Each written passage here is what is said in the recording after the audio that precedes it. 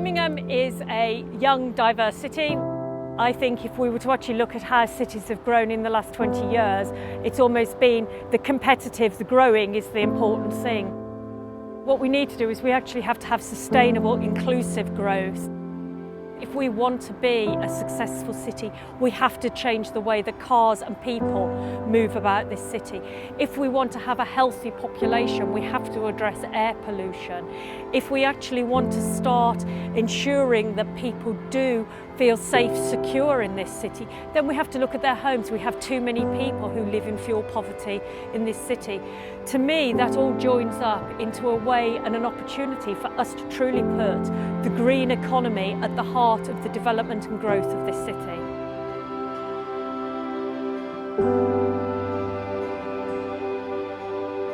We established the Green Commission some 2 years ago to really start to draw on the combined knowledge and understanding of business, the universities, the voluntary sector, or anyone who'd got an interest in the green economy.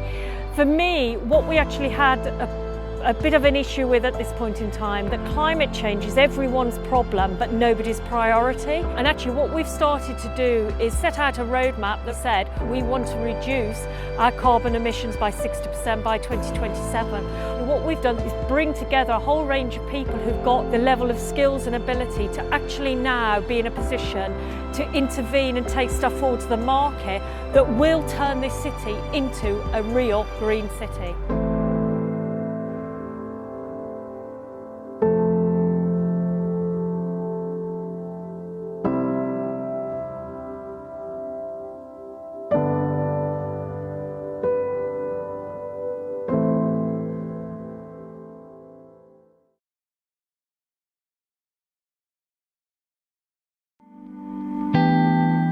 Birmingham Connected is our 20-year vision for how we're going to improve the transport networks here in Birmingham and the wider region, and we're going to be looking at how we can do that in the most sustainable way, moving people and goods around as quickly and as efficiently as possible. The transport infrastructure in itself enables quite a lot of other things, so it's important for our economy so that we can have development here in Birmingham and we can get people to and from the places that they need to be. It's important to make sure our communities are well connected so that they can get those opportunities in terms of training and jobs. As part of our transport future, we're already building new tram infrastructure and we've got funding for additional extensions to that tram network as well. We're looking at how we can extend that further so that we can get more people onto public transport, and then to complement that we've also got a planned network for bus rapid transit corridors, what we call Sprint, and again that is about moving more people efficiently in better sustainable vehicles. We're looking at what the future fuel requirements will need to be and the infrastructure that supports that. So we've already rolled out some of the electric charging points here in the city, but we're also looking at what the future technologies will be and how we can cater for those future technologies in terms of our refuelling infrastructure.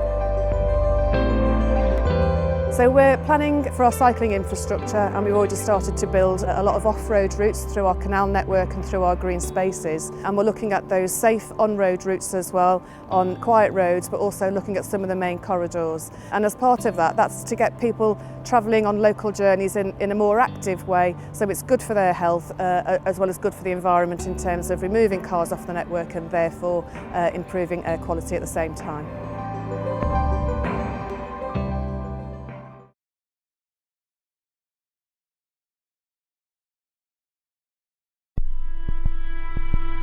Birmingham District Energy Scheme is pivotal in making Birmingham a greener city. The scheme features tri-generation, producing heat, electricity and chilled water to a number of prestigious buildings in the city centre, including the Town Hall, the Council House and the Library of Birmingham. The scheme is made up of 3 separate district heating networks: Broad Street, Eastside and Birmingham Children's Hospital. And we're currently in the process of interconnecting the Broad Street scheme with the Eastside scheme, also incorporating Birmingham New Street Station into the system.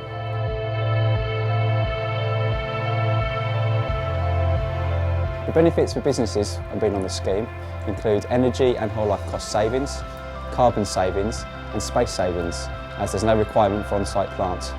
The interconnection presents a number of opportunities for the scheme to incorporate and add on new buildings and entities onto the system, which would further decarbonise the city centre.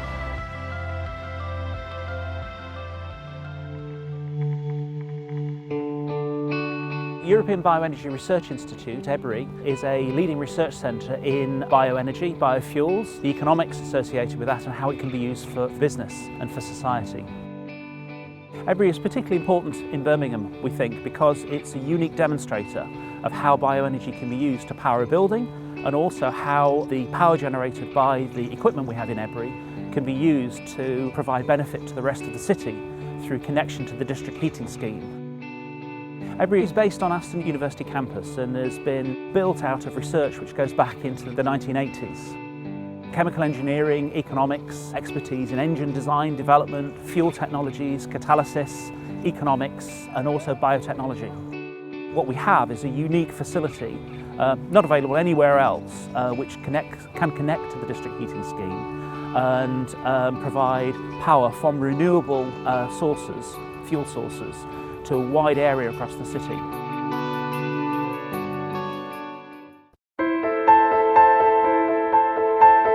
What we're doing as part of the Birmingham Energy Institute is bringing together the hard technologies such as thermal technologies, both hot and cold, with hydrogen technologies, storage technologies and fuel cells, and bringing those together under an umbrella with economics, policy and wider social sciences to help us work with the city to transform change and deal with the challenges that we'll face in the future. Winning a major grant from the 8 Great Technology Programme has been translational for the university's research agenda in looking at how we store energy as cold. It's opened our eyes to the opportunities for utilising cold in both refrigeration, energy storage at grid scale and transportation and propulsion. Cold technologies and the economy that relates to cold is vital in this mission. The principle of this is that you take roughly about 700 cubic meters of air and you compress it, liquefy it and you store it in a tank, which gives roughly 1 cubic meter of air called liquid air. And then when you need energy, you pump it and you use the environment air to heat it up to roughly around the environmental temperature, which will expand about 700 times and to drive a turbine to produce electricity. And I think this technology has the potential to go around the world, particularly in countries where the cooling demand is high. And this technology is one because we also produce some low-grade coal which could be used for cooling.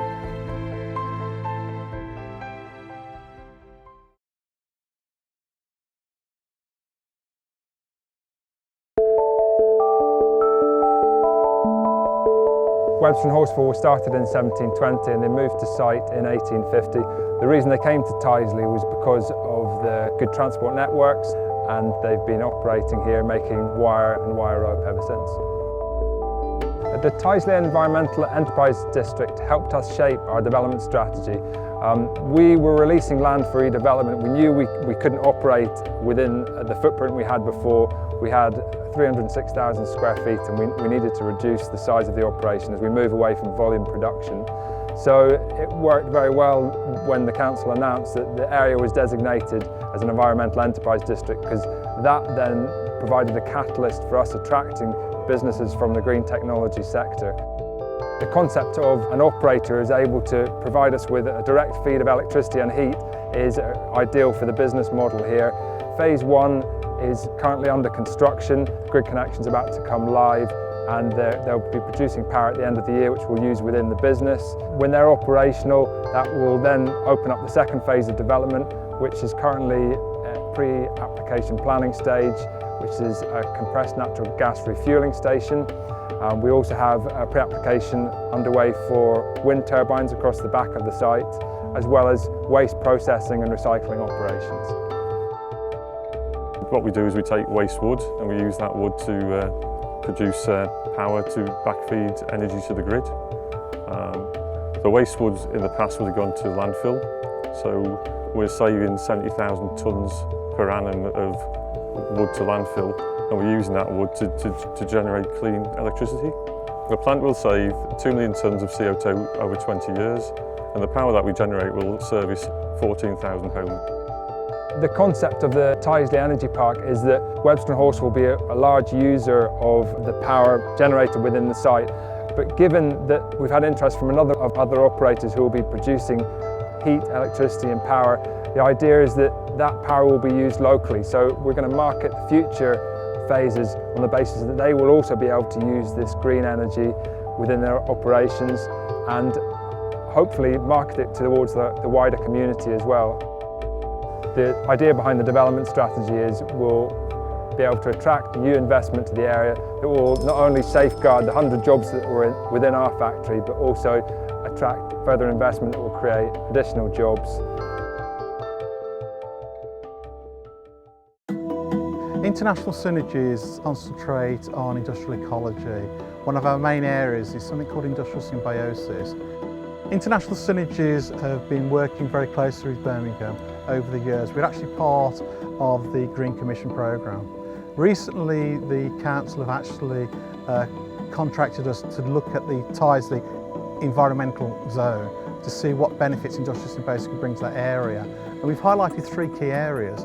Basically, what businesses can do today to improve the way they manage their assets. Also, can we bring new technology and processes in? We've made quite a few recommendations to the city. One example of that is, can the city start reprocessing the waste electronic equipment which contains lots of valuable metals and sell those back into the market? Gold is a good example. And then finally, that zone could be an excellent incubation zone to actually help new entrepreneurs, new businesses start moving forward and reprocess some of their wasted opportunities. So as well as seeing substantial cost savings and business benefits, they also see lots of environmental benefits.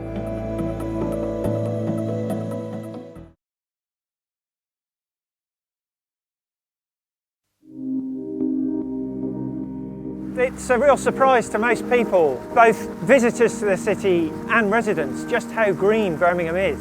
There's 591 public parks that are completely free and accessible, 3,500 hectares of land. Nearly a quarter of the city is actually covered with tree canopy, and the benefits that that brings are enormous. The major threats to our health aren't waterborne diseases like they were in Victorian days. They're non-communicable diseases.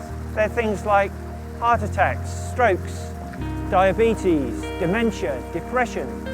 And the fascinating thing is the medics have now drilled into this and they've discovered that the key source of all those non-communicable diseases is chronic stress. Not the outcome, but the actual medical cause is chronic stress. We now know through science and medicine that actually a daily dose of nature is just huge, the impact it has on people to help them de-stress, help them relax, help them get over illnesses and particularly mental stress and well-being. And we're innately hardwired to respond positively to nature. That's what the brain does. As soon as it hears birdsong or running water, endorphins kick in the brain and we feel better. Even if we don't want to, it still happens. And yet the way we've designed our cities and packaged our cities around the world has generally missed that point. And so what we've been working with are government scientists, university scientists, particularly in Birmingham, on how we can now produce a new set of city accounts that shows not only the cost, of course it costs money to run places like this, but actually what are the values that those are bringing back to the city and how can that feed into the economy? Not to be seen just as an environmental issue, but actually how does it address health? How does it address successful business? And how does it affect property price? And only last year, Birmingham was invited to join a new network of global cities called biophilic cities. They're cities where they've got the idea that actually human health and well-being and a happy future and a quality of life and a place that people want to come and live and invest in is about that connectivity with nature.